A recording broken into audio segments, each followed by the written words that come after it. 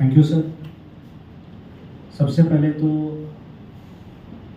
जिन जिन संत गुरु महापुरुषों ने बहुजन समाज के उत्थान के लिए काम किया है, वे सारे संत गुरु महापुरुषों को अभिवादन करते हुए आज के इस हमारे मेडिकल एडमिशन गाइडेंस प्रोग्राम में हमारे बीच में मौजूद हमारे बानाई के प्रेसिडेंट इंजीनियर अरविंद गेडाम साहब और हमारे दूसरे चीफ गेस्ट जो हमारे साथ में यहाँ पर मौजूद है डॉक्टर BS गेडाम सर, जिन्होंने पिछले बार भी हमें अच्छे से मार्गदर्शन किया था, मेरे साथी मेरे भाई और हमारे अभी जिन्होंने एक्सप्लेन किया आपको सारी चीज़ें, निर्मल पांडे सर, हमारे बीच में मौजूद हमारे साथी नीलेश नाकले सर और बानाई के सारे साथी, साथ साथ में ओवरसीज के लिए जो हमें गाइडेंस करेंगे वे हमारे राउत सर।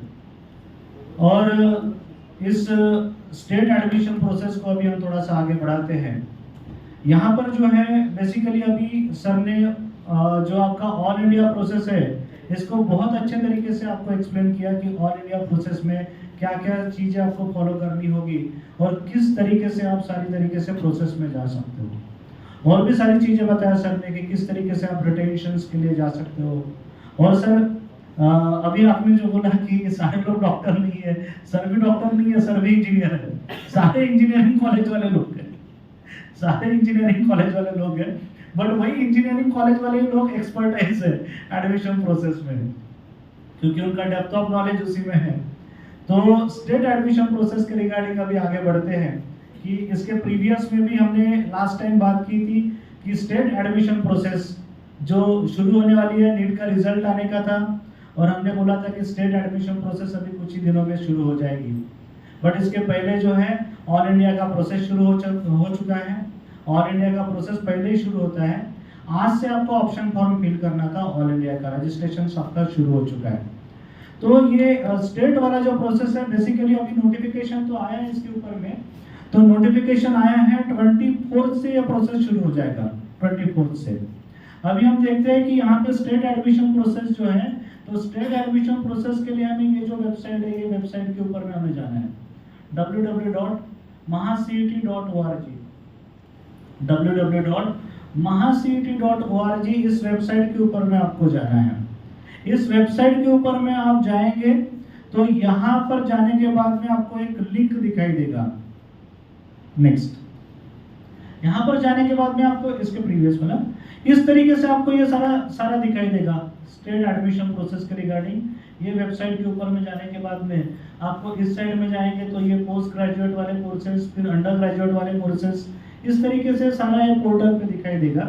तो आप इधर में देखेंगे, इस साइड में देखेंगे, राइट हैंड साइड पे, ठीक है, इस साइड पे देखेंगे आप लेफ्ट हैंड साइड के, ठीक है। तो इधर में देखेंगे तो नीचे में लेफ्ट हैंड साइड में नीचे में, नेक्स्ट, नीचे में देखेंगे यहाँ पर, तो नीचे में यहाँ पर आपको नीट यूजी दिखाई देगा, नीट यूजी, अंडर ग्रेजुएट में नीट यूजी, ठीक है ना। तो ये जो नीट यूजी है, जैसे ये स्टार्ट हो जाएगा तो स्टार्ट होने के बाद में ये स्टार मार्क करके आएगा, स्टार, ठीक है ना, हाईलाइटेड दिखाई देगा। तो ये स्टार मार्क करके आ चुका है, स्टार मार्क करके आ चुका है। प्रोसेस स्टार्ट नहीं हुई है, उसमें एक नोटिफिकेशन आया है, नोटिफिकेशन आया है कि 24 से प्रोसेस स्टार्ट हो जाएगी, ओके। बट अभी भी उसको प्रॉपर तरीके से पूरा डिटेल में नोटिफिकेशन नहीं आया, खाली उन्होंने डेट दिया है 24 से प्रोसेस स्टार्ट हो जाएगी, ठीक है। इसके बाद में नेक्स्ट, इसके बाद में फिर हमें जैसे ही हमारा रजिस्ट्रेशन स्टार्ट हो जाएगा इसमें, तो इसमें लिंक आ जाएगी रजिस्ट्रेशन की। तो आपको यहाँ पर जो सर ने इसके प्रीवियस में बताया है कि जितने भी गवर्नमेंट कॉलेजेस हैं, जितने भी गवर्नमेंट कॉलेजेस हैं महाराष्ट्र के अंदर में, और जितने भी प्राइवेट कॉलेजेस हैं, इनका सारा admission process state admission process के थ्रू होगा, जिसमें इसके प्रीवियस में सर ने एक्सप्लेन किया कि ऑल ओवर इंडिया का जो एमसीसी का प्रोसेस है, तो एमसीसी प्रोसेस में 15% सीटें चली जाएगी, 15% सीटें एमसीसी प्रोसेस में चली जाएगी।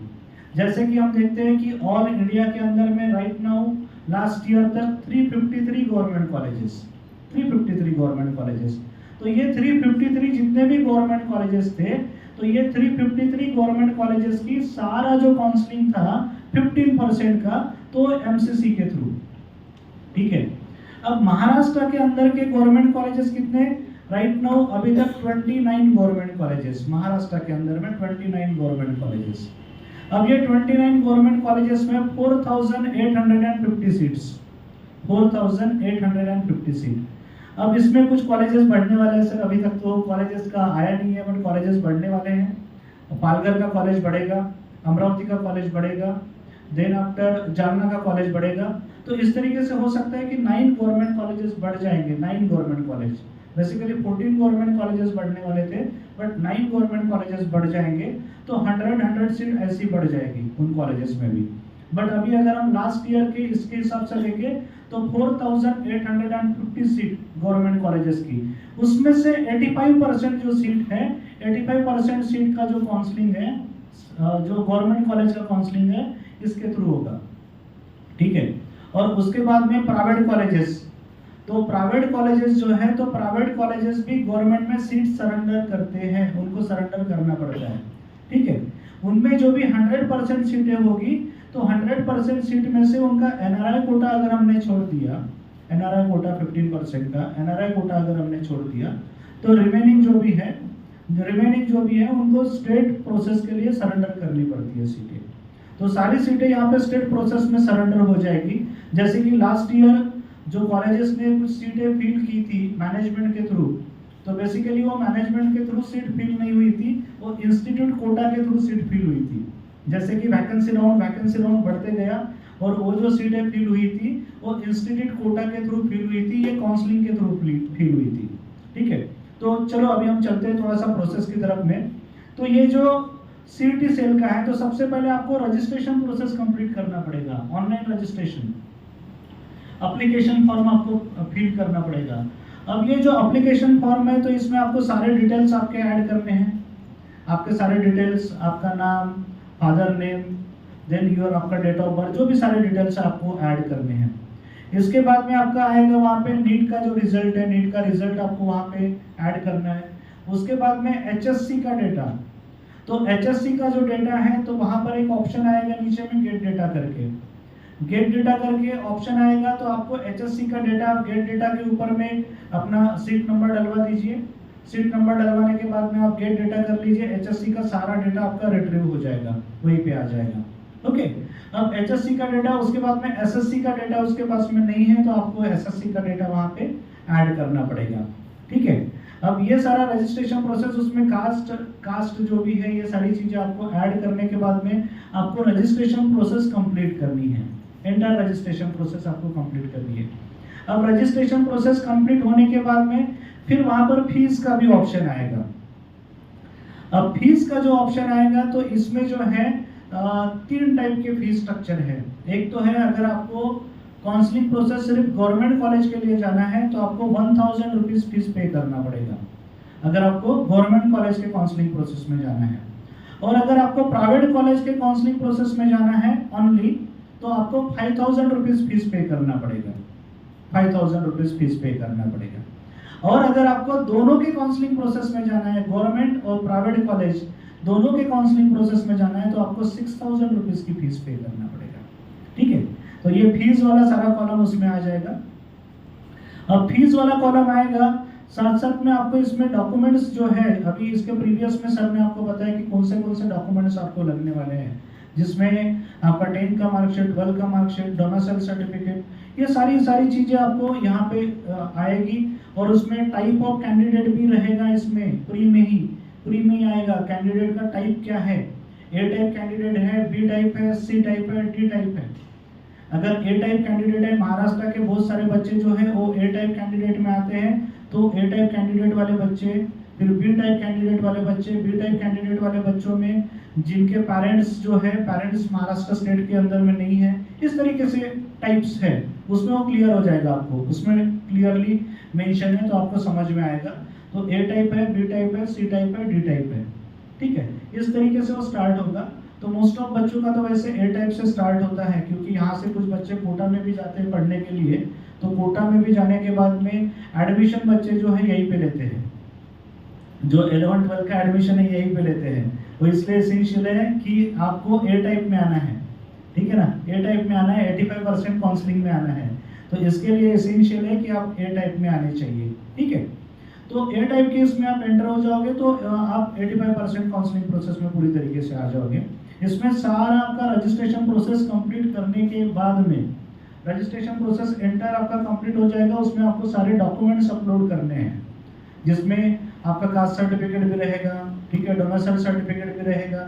ये सारी चीज़ें जो भी आपको प्रिस्क्राइब डॉक्यूमेंट्स रहेंगे वो सारे उसी फॉर्मेट में आपको उसमें ऐड करने हैं, सारे डॉक्यूमेंट अपलोड भी करने हैं। अब डॉक्यूमेंट अपलोड होने के बाद में फिर आपका जो डेट है वो फिनिश हो जाएगा, इसका रजिस्ट्रेशन वाला डेट फिनिश हो जाएगा। उसका कुछ 7 to 8 डेज रहेंगे आपको रजिस्ट्रेशन के लिए। उसके बाद में जो है आपकी प्रोविजनल मेरिट लिस्ट आएगी, प्रोविजनल मेरिट लिस्ट। अब प्रोविजनल मेरिट लिस्ट जो है, तो प्रोविजनल मेरिट लिस्ट में आपका मेरिट नंबर आएगा महाराष्ट्र स्टेट का मेरिट नंबर। ध्यान में रखना, आपका कौन सा मेरिट नंबर आएगा? महाराष्ट्र स्टेट का मेरिट नंबर, ठीक है।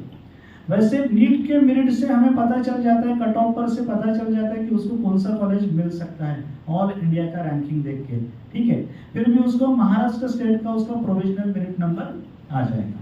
अब प्रोविजनल आने के बाद में अगर किसी के कुछ ग्रीवेंसेस रहते हैं, किसी के कुछ प्रॉब्लम्स आते हैं, किसी के कास्ट सर्टिफिकेट सबमिट नहीं हुई है, किसी की वैलिडिटी सबमिट नहीं हुई है, किसी के मेरिट नंबर में प्रॉब्लम आया है, तो इस तरीके से आपको 2 to 3 डेज दिए जाएंगे ग्रीवेंसेस के लिए, ठीक है। तो ये 2 to 3 डेज में आपके ग्रीवेंसेस आपको कंप्लीट करने हैं। अगर किसी के प्रॉब्लम्स आते हैं तो आपको ग्रीवेंसेस कंप्लीट करने हैं, और ग्रीवेंसेस कंप्लीट होने के बाद में फिर आपका आएगा final merit list. Final merit list आ जाएगा। अब फाइनल मेरिट लिस्ट आने के बाद में फिर आपका कैप का शेड्यूल पब्लिश हो जाएगा, कैप का शेड्यूल पब्लिश हो जाएगा। तब तक आपका शेड्यूल पब्लिश नहीं होगा, उसके बाद में आपका शेड्यूल पब्लिश हो जाएगा। फिर कैप का शेड्यूल पब्लिश हो जाएगा। कैप का शेड्यूल पब्लिश होने के बाद में आपको टाइम गिवन रहेगा कि आपको ऑप्शन फॉर्म फिल करना है, ठीक है। बट इसके पहले एक इसके ऊपर में चलते हैं सर, नेक्स्ट इस पे चलते हैं थोड़ा सा। इस तरीके से ये आपका जो रजिस्ट्रेशन प्रोसेस है, इस तरीके से यहाँ पे आपका रजिस्ट्रेशन प्रोसेस स्टार्ट हो जाएगा, ठीक है ना। और इस साइड में सारे नोटिफिकेशंस आते रहेंगे, इधर में सारे नोटिफिकेशंस आते रहेंगे। ब्राउचर यहाँ पे आएगा, ब्राउचर अभी अपलोड होने का है, ब्राउचर अपलोड हो जाएगा, ठीक है। तो ब्राउचर को रीड करना है आपको अच्छे से। सर ने अभी बताया था कि इसमें 90% तो इंफॉर्मेशन सेम ही होती है, ब्राउचर में कुछ भी चेंजेस नहीं होते 90%, बस जो 10 to 5% ही चेंजेस होते हैं, वही काफ़ी इंपॉर्टेंट होते हैं कि कैप राउंड किस तरीके से आपको रिटेंशन करना है, किस तरीके से आपको सेकंड राउंड में जाना है, ये सारी चीज़ें उसमें रहेगी। अच्छा, सेकंड चीज़ ये है कि डॉक्यूमेंट्स आपने अपलोड करने के बाद में आपको डॉक्यूमेंट वेरिफिकेशन के लिए भी जाना है स्टेटस में। अब डॉक्यूमेंट वेरिफिकेशन के लिए जाना है तो इसमें 2 टाइप की प्रोसेस है, ठीक है। उसमें अभी स्क्रूटिनी, ठीक है, तो इसमें अभी SC सेंटर्स है, तो आपको 2 टाइप के वेरिफिकेशन में आप जा सकते हैं। या तो आप ऑनलाइन वेरिफिकेशन में भी जा सकते हैं, या फिर आप फिजिकल वेरिफिकेशन में भी जा सकते हैं। बेटर है कि आप लोग फिजिकल वेरिफिकेशन में चले जाओ, ठीक है। अगर आपको कुछ दिक्कत होता है तो फिजिकली वेरिफिकेशन करते समय में वो सारी चीज़ें वेरीफाइड हो जाएगी और आपकी जो भी क्यूरीज है वो कंप्लीट हो जाएगी।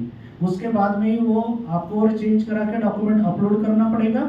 उसके बाद में आपके डॉक्यूमेंट्स वेरीफाई हो जाएंगे और आपके उसके ऊपर में जो आपका वेरिफिकेशन लेटर है, फाइनल लेटर है, जो आपका एप्लीकेशन लेटर है, उसके ऊपर में आपका स्टैंप लग के आपको वेरीफाइड करके मिल जाएगा। तो ये आपको फिजिकली करना है। बेसिकली वहाँ पे दोनों प्रोसेस है, ऑनलाइन प्रोसेस भी है और फिजिकल प्रोसेस भी है। इस साल हमने देखा है इंजीनियरिंग के इसमें, अभी इंजीनियरिंग के जो राउंड शुरू हुए थे उसमें जो ऑनलाइन वेरिफिकेशन, इसमें बहुत ज़्यादा प्रॉब्लम्स आए हैं, ठीक है। ऑनलाइन वेरिफिकेशंस करने के बाद में वेरिफिकेशन नहीं हुए बच्चों के, ठीक है, उसके बाद में उनको फिजिकली बुलाया गया।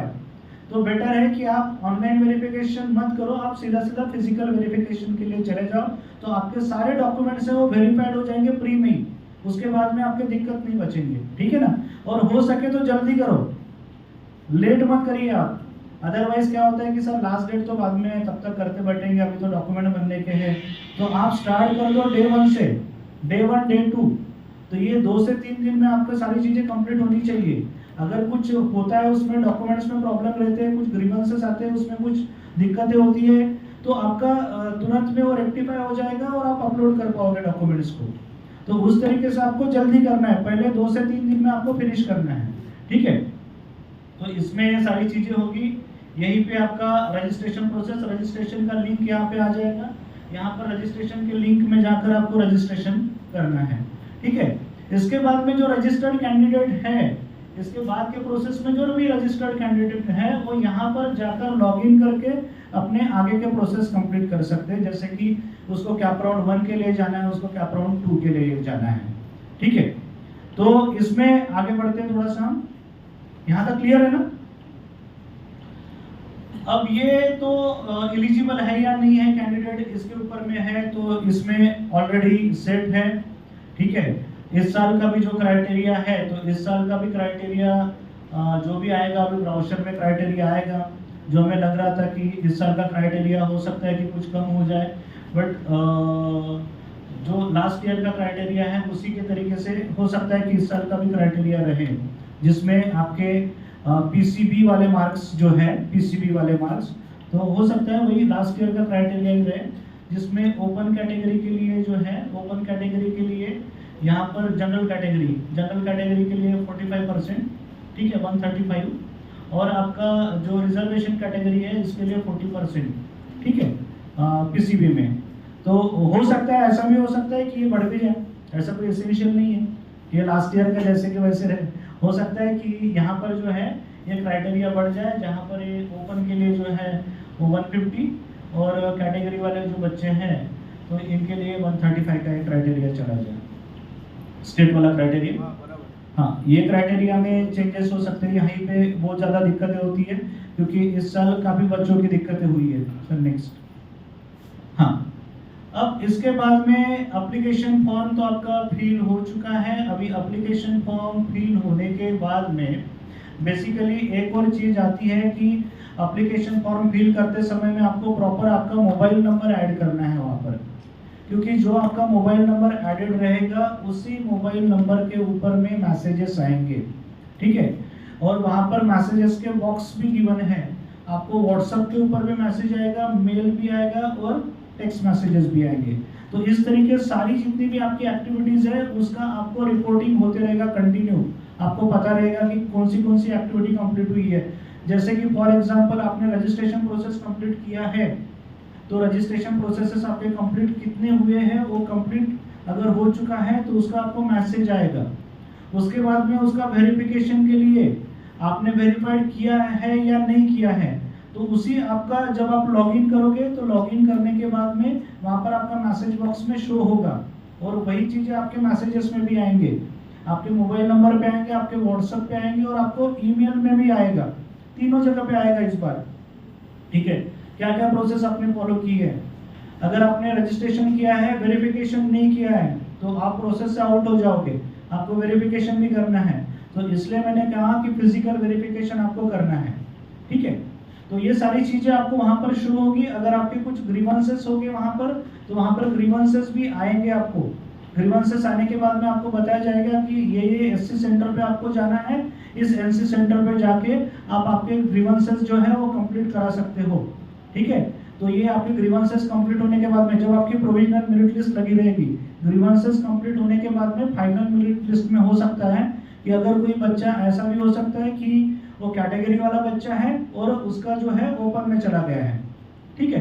तो ऐसे समय में उसका जो कास्ट सर्टिफिकेट है, वैलिडिटी सर्टिफिकेट है, अगर वो अपलोड नहीं हुआ है तो अपलोड हो जाएगा उसके साथ में, और उसका मेरिट नंबर चेंज हो जाएगा फाइनल मेरिट लिस्ट में, ठीक है।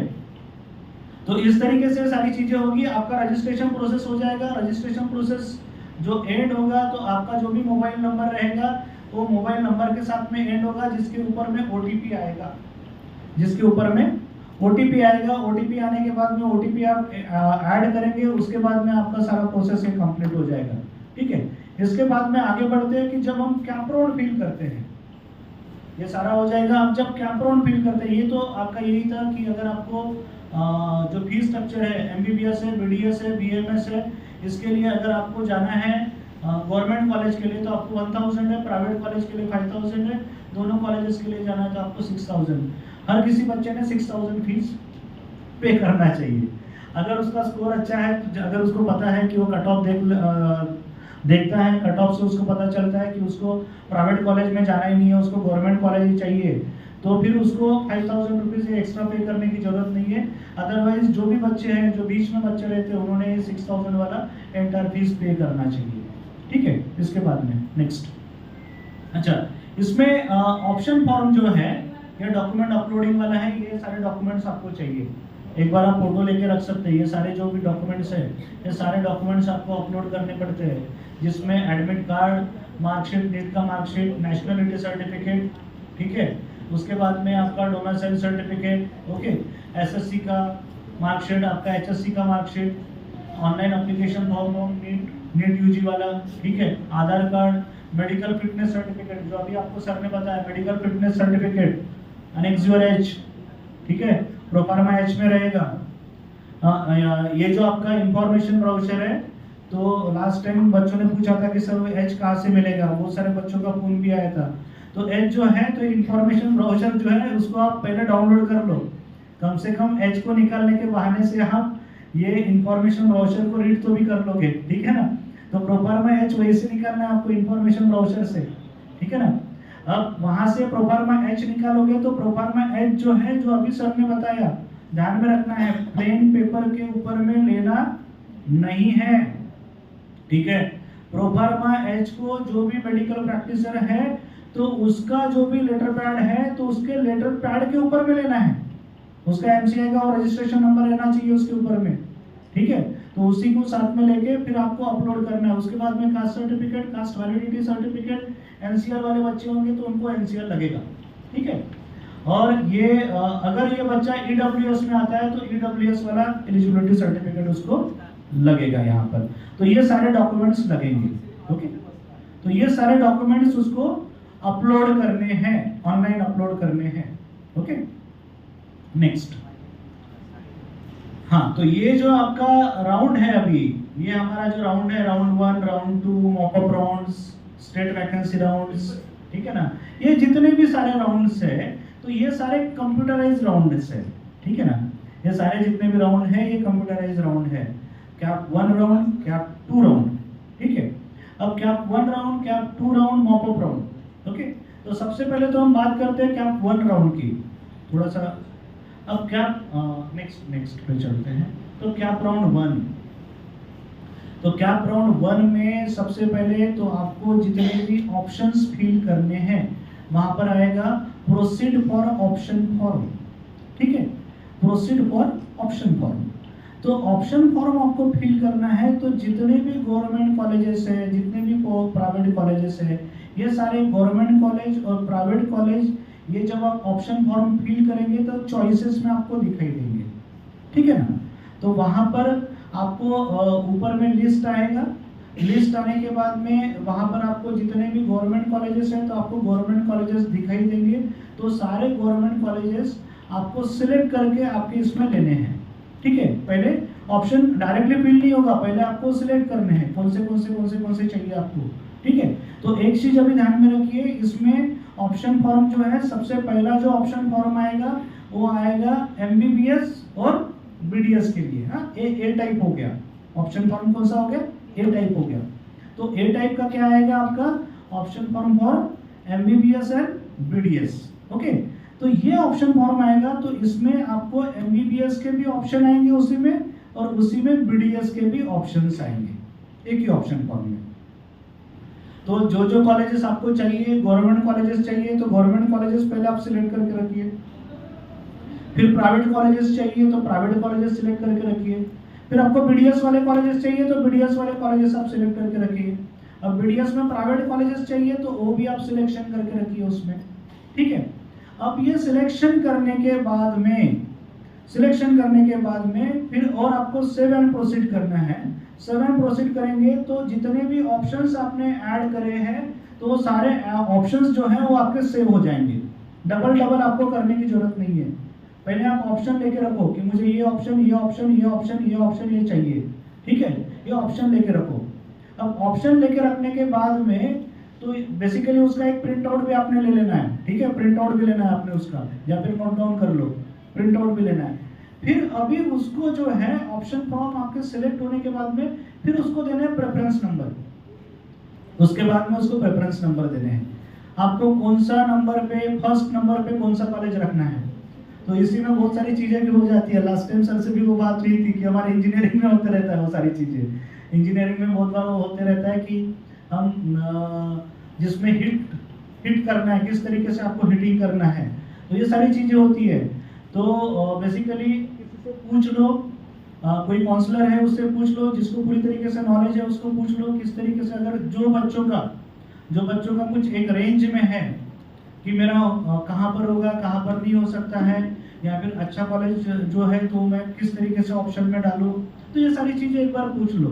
कभी कभी क्या होता है कि आपका हिटिंग अगर सही हो गया तो आपको प्रॉपर कॉलेज मिल जाएगा, ठीक है।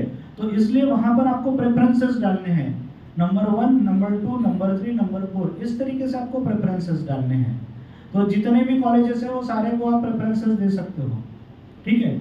तो ऑप्शंस में आप सिलेक्ट कर सकते हो, जितने भी कॉलेजेस है उनको आप सिलेक्ट कर सकते हो। बेसिकली यहाँ पर जो है अभी इसमें आएगा कि कितने ऑप्शंस आप सिलेक्ट कर सकते हो। अभी तक तो जो भी है अकॉर्डिंग टू वेबसाइट 300 ऑप्शंस आप दे सकते हो, अकॉर्डिंग टू द वेबसाइट। अभी तक का मैं बता रहा हूँ, इसमें अभी क्या चेंजेस आते हैं इन्फॉर्मेशन ब्रोशर में आने के बाद में हम बता पाएंगे।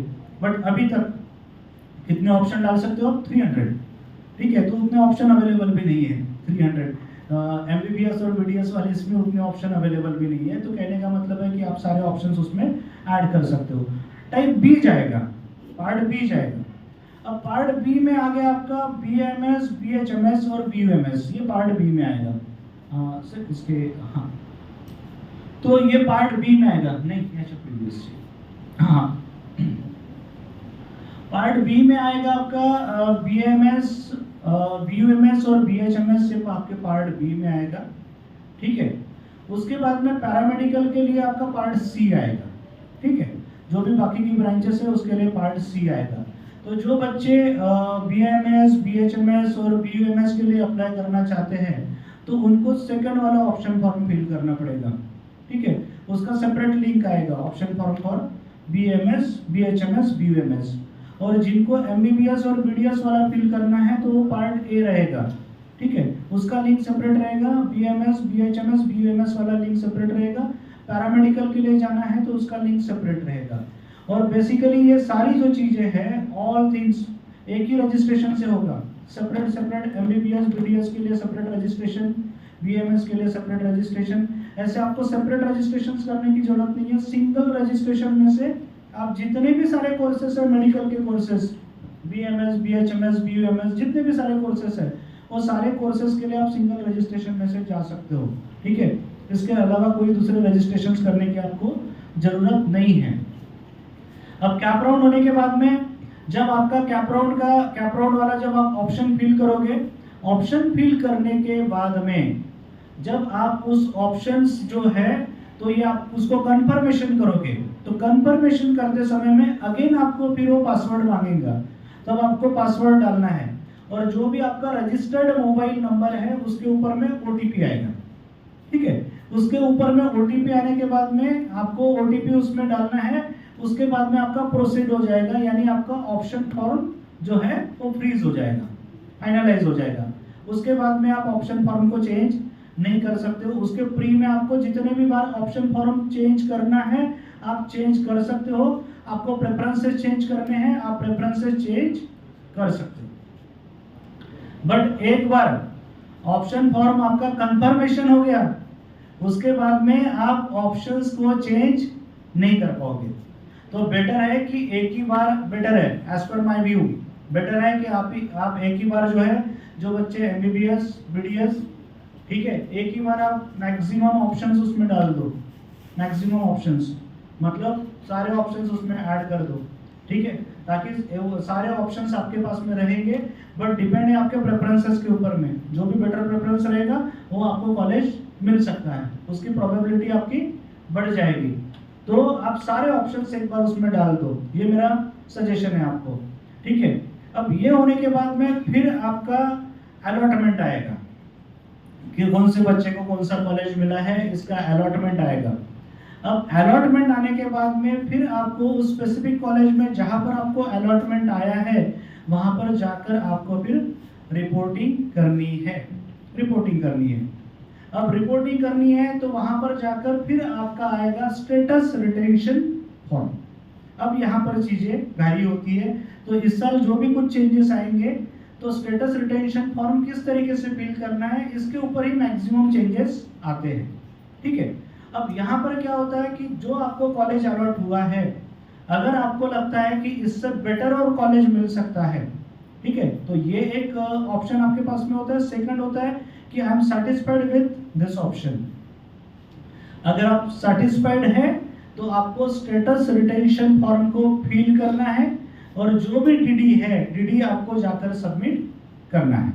और स्टेटस रिटेंशन फॉर्म आपको जाकर जो भी उस कॉलेज के डीन होंगे वो डीन के पास में जाकर आपको सबमिट करना है। अब यहीं पर थोड़ा सा कुछ जो रूल्स में चेंज होते हैं, यहीं पे कुछ रूल्स में चेंज रहेंगे, जो भी इस बार आएंगे तो वहीं पे कुछ रूल्स में चेंज आएंगे।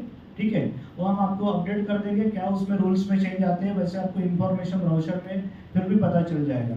ठीक है, और अगर आपको सेकंड राउंड के लिए जाना है, सेकंड राउंड के लिए जाना है, आपको बेटरमेंट के लिए जाना है, तो आपको कोई भी, अगर आपको सेकंड राउंड के लिए जाना है तो आपको कुछ भी फिल करने की जरूरत नहीं है। ठीक है, आपको जो मिला उसने आपने ऑप्शन ले भी नहीं लिया तो आप सेकंड राउंड के लिए जा सकते हो, सीधा सीधा आप एलिजिबल रह जाओगे सेकंड राउंड के लिए। अगर आपने फर्स्ट राउंड के अंदर में स्टेटस रिटेंशन फॉर्म को फिल किया है, ठीक है, फिल किया है, आपने सीट ले ली, तो आप सेकंड राउंड से बाहर हो जाओगे, आपको वो सीट जो है अलॉट हो जाएगी। ठीक है, और जिसको सेकंड के लिए जाना है तो उसको कुछ भी करने की जरूरत नहीं है, वो अपने आप सेकंड राउंड के लिए एलिजिबल हो जाएगा, नए से वो ऑप्शन फिल कर पाएगा।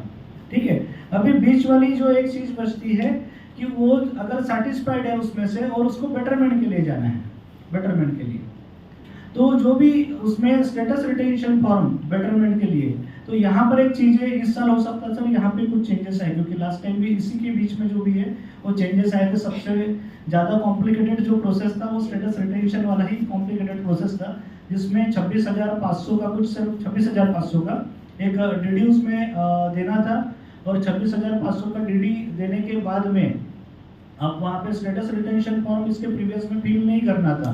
ठीक है, इस तरीके से कुछ चेंजेस थे वहाँ पर, तो इस बार भी उसी में कुछ चेंजेस आएंगे, वो आपको हम अपडेट करेंगे कि एग्जैक्टली क्या चेंजेस आते हैं। अभी मैं बता नहीं सकता हूँ कि वहाँ पर एग्जैक्टली क्या चेंजेस रहेंगे, ठीक है ना, तो बाद में हम आपको अपडेट कर देंगे कि इसमें एग्जैक्टली क्या चेंजेस होने वाले हैं, क्योंकि अभी तक इंफॉर्मेशन ब्राउज़र नया वाला आने का है। ठीक है, जैसे न्यू वाला ब्राउज़र आ जाएगा उसके ऊपर में अपलोड हो जाएगा कि आपको किस तरीके से सीट को रिटेन करना है। ठीक है, इसमें चेंजेस है।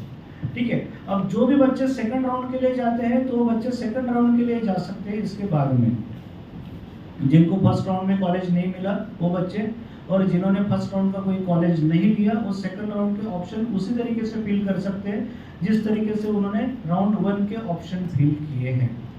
इस तरीके से सेकंड राउंड के भी ऑप्शन फिल कर सकते हैं। उसके बाद में मॉपअप राउंड्स आएंगे, जिनको नहीं मिलता है तो बच्चे मॉपअप राउंड में चले जाते हैं।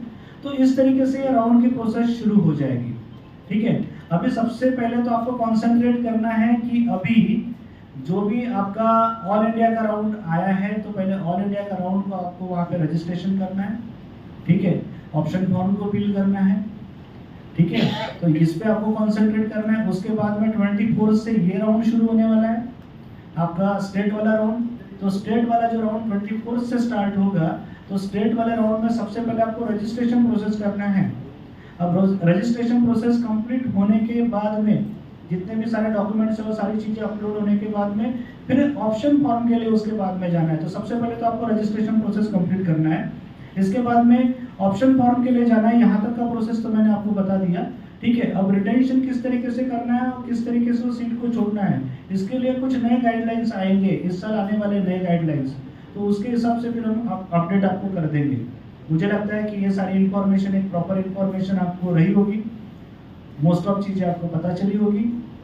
और कुछ क्वेश्चन आंसर का अगर सेशन रहेगा तो इसके बाद में हम देंगे। उसके फ्री में ओवरसीज के रिगार्डिंग एलन सर हमारे साथ में, एलन सर को थोड़ा समय लग गया।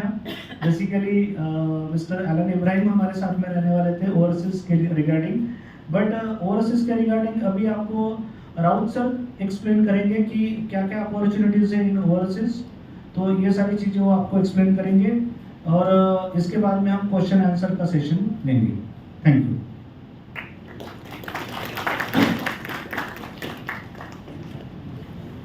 धन्यवाद नीतीश सर।